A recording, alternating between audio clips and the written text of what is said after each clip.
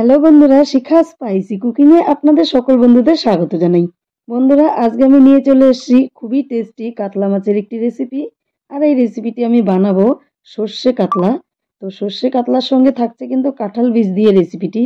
আর এই কাঁঠাল বীজ দিয়ে রেসিপিটি খেতে দুর্দান্ত স্বাদ হয় বন্ধুরা। তো আপনারা দেখতে থাকুন আমি রেসিপিটি কি করে বানাই। আর হ্যাঁ বন্ধুরা, ভিডিওটি দেখার আগে অবশ্যই একটি লাইক দিবেন।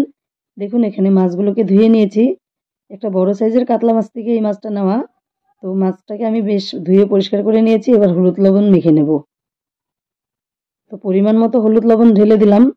এবার হাত দিয়ে ভালো করে হলুদ লবণটাকে মাছে মেখে নেব।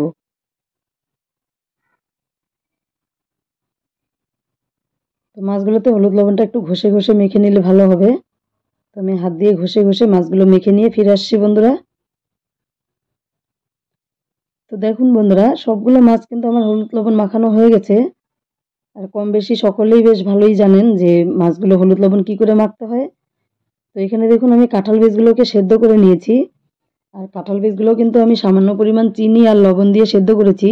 কাঁঠাল বীজ যদি মিষ্টি না লাগে তবে কিন্তু খেতে টেস্ট লাগে না। তো আমি যার ফলে কিন্তু সামান্য পরিমাণ চিনি দিয়ে থাকি কাঁঠাল বীজ সেদ্ধ করার সময়। তো কাঁঠাল বীজগুলো সেদ্ধ করে এবার হালকা পাতলা আবরণটা যে আছে এটাকে তুলে নেব। নখ দিয়ে হালকা চাড়িয়ে দিলে এই লাল খোসাটা খুলে যাবে। তো দেখুন খুলে নিয়েছি সবগুলো লাল খোসা। অনেকে লাল খোসা সহকারেও রাঁধতে পারে, তবে খুলতে না ইচ্ছা করলে লাল খোসাটা সহকারেও রান্না করতে পারেন। তো আমি উনুনে একটা ফ্রাই প্যান গরম করে নিয়েছি, তাতে দিয়ে দিলাম সর্ষের তেল। এবার তেলটাও গরম হয়ে গেছে বন্ধুরা। তেলটা কড়াইয়ের চতুর্দিকে ছড়িয়ে দিচ্ছি, মানে তাওয়ার চতুর্দিকে।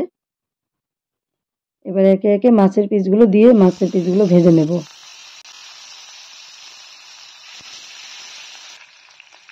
সবগুলো মাছের পিস দেওয়া হয়ে গেছে বন্ধুরা। এবার পিসগুলোকে উল্টে পাল্টে দিয়ে আমি সুন্দর করে ভেজে নিয়ে ফিরে আসছি।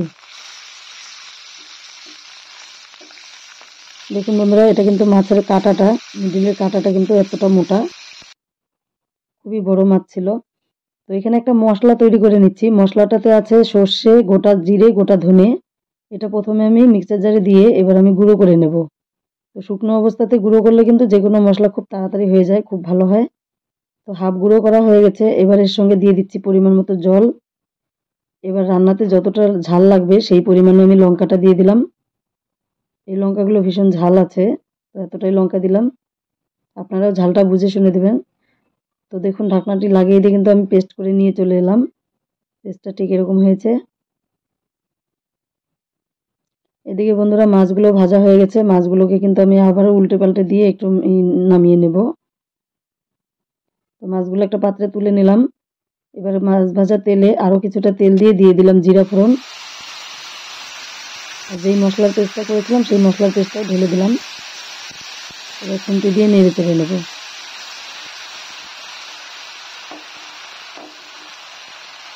তো এই একই সঙ্গে কিন্তু আমি আরও কিছু মশলা দিয়ে দেব। এখানে আছে পরিমাণ মতো লবণ, হলুদ আর সামান্য পরিমাণ লাল লঙ্কার গুঁড়ো। আমি ঝালটাকে একটু বেশি করব, যার ফলে লাল লঙ্কার গুঁড়ো দিলাম। আপনারা চাইলে কালারের জন্য কাশ্মীরি রেড চিলি পাউডারটা দিতে পারেন। সামান্য পরিমাণ জল দিয়ে আমি এবার মশলাটাকে আবারও ভালো করে কষিয়ে নেব। তো দেখুন বন্ধুরা, মশলাটা কিন্তু কষাতে কষাতে জলটাও শুকিয়ে গেছে। আমি পুরোপুরি দেখাই না, কারণ কি তাতেও ভিডিওটি অনেক বড় হয়ে যায়। তো মশলাটা কষানোর পরে কিন্তু আমি কাঁঠাল বীজগুলো দিয়ে দিলাম। এবার এই বীজগুলোকে সুন্দর করে মশলার সঙ্গে ভেজে নেড়ে চেড়ে ভেজে নেব। তাতে কাঁঠাল বীজগুলো ভাজা হবে আর মশলাটাও আরও কিছুটা ভাজা হবে। বন্ধুরা, মশলা কষানোর মধ্যেই কিন্তু রান্নার টেস্টটা লুকিয়ে থাকে। তো যতটা ভালো কষানো হবে মশলাটা, ততটাই রান্নার টেস্ট বাড়বে।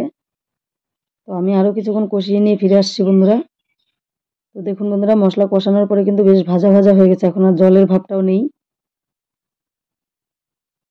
তো সুন্দর করে ভেজে নিয়েছি। এবার কিন্তু আমি পরিমাণ মতো ঝোলটা দিয়ে দিব। কাঁঠাল বীজগুলো সুন্দর ভাজা হয়ে গেছে। এবার জল দিয়ে দিব। তো এখানে আমি যতটা জল লাগে ততটাই দিব, আপনারাও আপনাদের আন্দাজ মতন জলটা দিবেন। আমি মাখা মাখা করব, আর আপনারা যদি ঝোল করেন তাহলে একটু বেশি জল দিবেন, আর মাখা মাখা করলে জলটা কম দিবেন। তো ঝোল দেওয়ার পর কিন্তু আমি নেড়ে চেড়ে দিলাম বন্ধুরা। ভাজা মশলাটা জলের সঙ্গে বেশ গুলিয়ে গেছে। এবার আমি কিন্তু একটা ঢাকনা লাগিয়ে ঢেকে দেব। আমি 10 মিনিটের মতো জাল করে নিচ্ছি। 10 মিনিট পর আমি ঢাকনাটাকে খুলে নিলাম। আর গ্যাসের ফ্লেমটিকে কিন্তু একেবারে কমিয়ে দিয়ে আমি জাল করেছি বন্ধুরা।